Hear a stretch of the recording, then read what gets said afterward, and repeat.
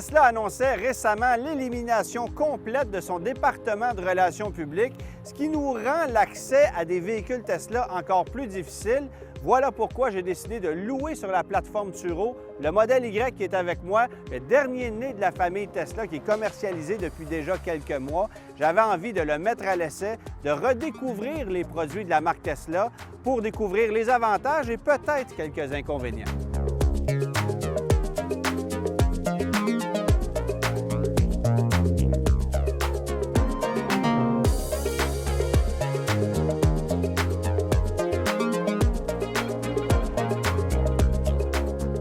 Évidemment, le modèle Y, c'est un véhicule électrique, donc le silence de roulement est là. C'est un véhicule qui est quand même bien insonorisé, même si on n'a pas de cadre de fenestration sur le véhicule. C'est un point que moi, j'aime bien. Alors, ça permet d'avoir un look qui est quand même assez unique, d'améliorer la légèreté du véhicule à un certain niveau. Mais franchement, le silence de roulement est au rendez-vous. Je dois aussi vous dire que la visibilité à l'avant est excellente, mais qu'à l'arrière, c'est cauchemardesque. La lunette arrière, elle est très étroite, très petite. Et en plus, il n'y a aucun essuie-glace arrière, donc en hiver ou lorsqu'il pleut, bien, on n'y voit carrément rien. Évidemment, pour reculer, pas de problème parce qu'on a une immense caméra de recul au centre, mais il n'en demeure pas moins que la visibilité arrière est un des défauts au niveau de la conduite du Tesla Model Y.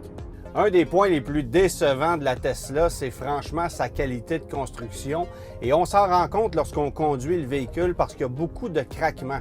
L'impression que j'ai en ce moment, c'est un véhicule qui est lourd, qui est mal assemblé. Et particulièrement au niveau du haillon à l'arrière, on a l'impression que ce dernier n'est même pas fixé. Ça craque à tout bout de champ et on a l'impression qu'il flotte sur la carrosserie du véhicule. Donc ça, c'est vraiment décevant et ça illustre à quel point les Tesla Model Y, comme la plupart des véhicules Tesla, sont mal assemblés parce que d'un véhicule à l'autre, la qualité d'assemblage diffère. C'est très inégal. Moi, c'est le deuxième véhicule Tesla que je conduis et le premier ne m'avait pas donné cette impression-là. Mais dans ce cas-ci, c'est vraiment un assemblage désastreux et ça s'entend lorsqu'on conduit le véhicule. Inutile de le mentionner, un des points intéressants d'un véhicule électrique, c'est toujours l'accélération initiale. Et avec 480 chevaux, le modèle Y est très rapide au niveau de l'accélération. On parle d'un 0-100 km/h en 5 secondes ou 3,7 secondes dans le cas de la version performance. Donc pour embarquer sur l'autoroute comme je le fais présentement, bien, l'accélération initiale, elle est très rapide. C'est vraiment surprenant. Et ça se fait dans un silence total parce qu'évidemment, c'est un véhicule qui est non seulement bien insonorisé, mais silencieux parce qu'il n'y a pas de mécanique traditionnelle dedans. Alors, c'est un point qui rend la conduite très agréable, très zen et ça permet de profiter évidemment de tout le système d'infodivertissement qui est ici, un écran de 15 pouces, franchement bien pensé, avec une technologie propre à Tesla, un système de navigation qui fonctionne à merveille. Il n'y a pas d'application Apple CarPlay, Android Auto, mais le système propre à Tesla fonctionne si bien qu'on ne sent pas le besoin d'y avoir accès. Alors ça, c'est un point que j'aime bien. Ce qu'on a en plus là-dessus, c'est tout le réseau de bornes Supercharger de Tesla, ce qui permet de planifier un trajet et d'immobiliser le véhicule lorsqu'on a besoin de faire des recharges. Et lorsqu'on se branche au système Tesla, bien, c'est pas très long. Vous allez recharger 80% de la batterie en moins d'une demi-heure. Donc, c'est vraiment bien fait, ou à peu près une demi-heure du moins. Alors, le temps de savourer un café, de se reposer un peu et on est reparti. Et de la façon que ça fonctionne, bien, on va vous facturer l'équivalent de 26 sous du kilowattheure. Donc, environ 10 ou 15 $ pour une recharge complète que vous feriez dans une borne de Supercharger. C'est très raisonnable, évidemment, par rapport au prix du circuit électrique, où ça risque de vous coûter plus cher pour recharger votre véhicule. Tesla réussit à illustrer de belle façon l'état de la charge du véhicule, l'utilisation, comment on utilise la puissance, comment on peut devenir un peu plus éco-responsable en conduisant le véhicule de façon un peu plus posée. Mais en même temps, si on pousse la machine, et parfois on a envie de le faire, bien, on va voir également ce que ça a comme impact sur l'autonomie réelle, une autonomie qui est vraiment exceptionnelle. On annonce 525 km chez Tesla et honnêtement, on peut à peu près faire ce genre de parcours-là sur une pleine charge dans des conditions optimales comme aujourd'hui lorsqu'il fait autour de 20 degrés.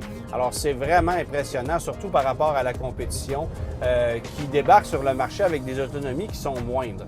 Donc Tesla a vraiment pensé à tout. sauf peut-être au fait de bien visser tous les boulons du véhicule parce qu'il y a beaucoup de craquements à bord. Ça, c'est effrayant. Maintenant, l'autre point que je veux mentionner, c'est vraiment le système Autopilot. Une option de 10 600 $ plus taxes, donc c'est quand même pas donné, mais c'est un des meilleurs systèmes de conduite semi-autonome du marché, peut-être avec celui de Cadillac qu'on appelle Super Cruise. Alors, très simple au niveau de l'utilisation. Je suis présentement à 95 km/h environ. J'enclenche le levier du régulateur de vitesse une première fois, une deuxième fois, puis une troisième fois, et le système Autopilot est en fonction. Je me croise les jambes, je me croise les bras, le véhicule fonctionne à merveille, va lire les lignes sur la route, va conserver une distance raisonnable, mais pas trop exagérée par rapport au véhicule qui nous précède. Si j'ai envie de changer de voie, bien, j'active le clignotant, le véhicule va le faire de lui-même, comme ça, et va retrouver sa trajectoire initiale après. Donc, c'est vraiment une technologie efficace. Évidemment, après un certain temps, il faut remettre les mains sur le volant, sinon le véhicule va nous faire signe parce que c'est pas légal de conduire un véhicule en se croisant les bras puis en dormant au volant. Mais c'est quand même un système, vous le voyez, qui suit les lignes de façon très, très, très efficace et ça vacille pas comme certains autres véhicules. Je pense au ProPilot de Nissan où c'est un peu moins précis au niveau de la conduite comme ça. Pas besoin de vous dire qu'en hiver, bien, avec les capteurs qui sont obstrués, ça fonctionne pas mal moins bien par contre. Mais c'est vraiment une technologie efficace et si on se procure un véhicule Tesla, bien, on veut aussi se procurer de cette technologie-là. Vous voyez, là, le système m'affiche qu'il faut que j'applique les mains sur le volant. Quand ça commence à clignoter comme ça, c'est signe que l'ordinateur sent qu'il n'y a plus de vie à bord. Alors, on retouche au volant et bien, la chose est réglée. Vous voyez, on revient au système initial où là, bien, on peut se laisser bercer. Bref, c'est vraiment une technologie que j'apprécie, mais c'est une option coûteuse qui fait grimper la facture du véhicule d'à peu près 15 %. C'est quand même pas rien. Vous le voyez sur l'écran, il y a des cônes à ma droite sur la route et le véhicule, bien, les cibles, les considère. On va cibler également tous les véhicules qui nous entourent pour évidemment comprendre et illustrer tout ce qui se passe autour du véhicule pendant qu'on est en mouvement. La technologie est vraiment bien faite à ce niveau-là. Et si vous voulez augmenter la vitesse ou la réduire par rapport au régulateur de vitesse, bien, il suffit d'augmenter comme ça pour monter ça à 100 km/h et le véhicule accélère de lui-même. Là, on me redemande évidemment de retoucher au volant pour reprendre le plein contrôle du véhicule. C'est vraiment une technologie qui est efficace, très agréable comme système à utiliser et très simple aussi. Il y a différents modes de conduite aussi, hein? Donc, vous pouvez ajuster la fermeté du volant pour avoir une conduite plus sportive, plus confortable. Parce que le modèle Y est évidemment conçu comme un véhicule électrique à la base. On partage aussi les éléments de la Model 3.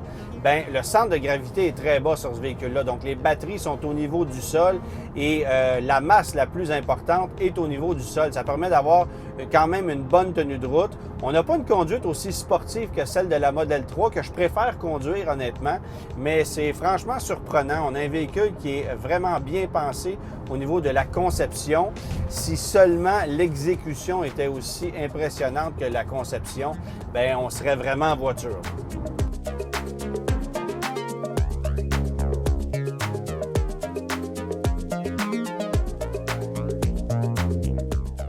On sait que le modèle Y se comporte bien, que c'est silencieux, que c'est très performant, que l'autonomie est impressionnante, que le réseau de bornes de recharge Tesla est franchement impressionnant par rapport à tout ce qui existe. Bref, il y a beaucoup de technologies intéressantes du côté de chez Tesla, sans compter le design et l'ergonomie de la planche de bord centrale. Bon, ça, ce sont les fleurs. Le pot maintenant, et il y en a tout un, la qualité d'assemblage qui est épouvantable, que je comparerais à un des pires produits Chrysler des 20 dernières années, qui est le Dodge Journey. On est là. Donc, la qualité d'assemblage, si vous regardez juste l'écart entre les panneaux de carrosserie, non seulement c'est tout croche, mais c'est inégal d'un véhicule à l'autre. Donc, si vous placez 2 ou 3 véhicules Tesla, un à côté de l'autre, vous allez voir que l'assemblage diffère d'un véhicule à l'autre. Et ça, c'est signe que l'assemblage est très relatif et que la qualité de fabrication en prend pour son rhume. Je l'ai remarqué sur ce véhicule-ci parce que les portes arrière n'arrivent pas au niveau des ailes, au niveau des portes avant. On a l'impression que le haillon a été déposé à la hâte sur le véhicule, qu'il y a quelques petites vis qui tiennent ça et que c'est très fragile. Et quand on conduit le véhicule, d'ailleurs, ça craque de partout. On l'entend lorsqu'on est au volant du véhicule.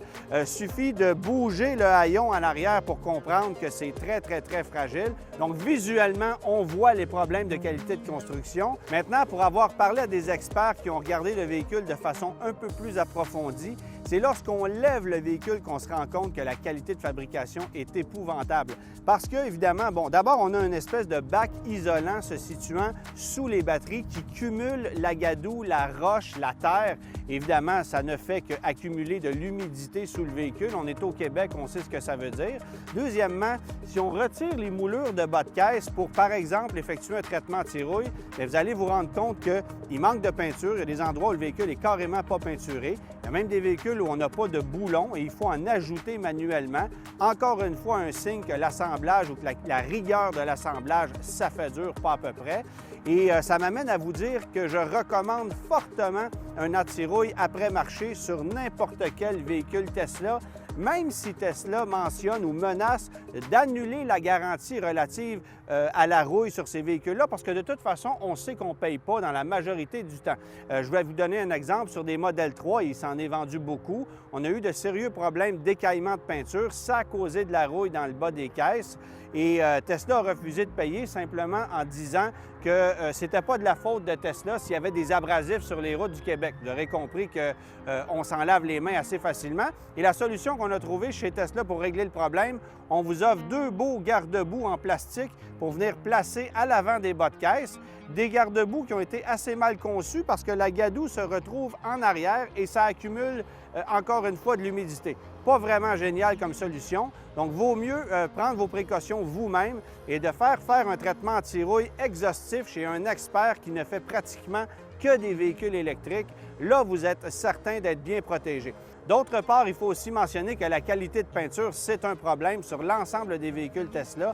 Alors, je recommande une pellicule protectrice transparente à la grandeur du véhicule que vous pouvez, par exemple, vous procurer chez Protex, mais qui vous assure d'une part que votre peinture va demeurer en place et d'autre part qu'elle ne sera pas affectée par nos intempéries, comme ça serait le cas si vous ne le faites pas. Alors, le véhicule qui est ici n'a pas été protégé et je peux vous dire que si on ne rectifie pas le problème dans quelques années, on va en avoir des sérieux et il faut peut-être débourser 3, 4, 5 000 $ de plus pour bien protéger son véhicule, sans quoi le véhicule ne passera pas efficacement à travers les années. Moi, j'ai pas hâte de voir ce véhicule-là vieillir. J'ai l'impression qu'on va se retrouver avec un paquet de problèmes dans 4 ou 5 ans.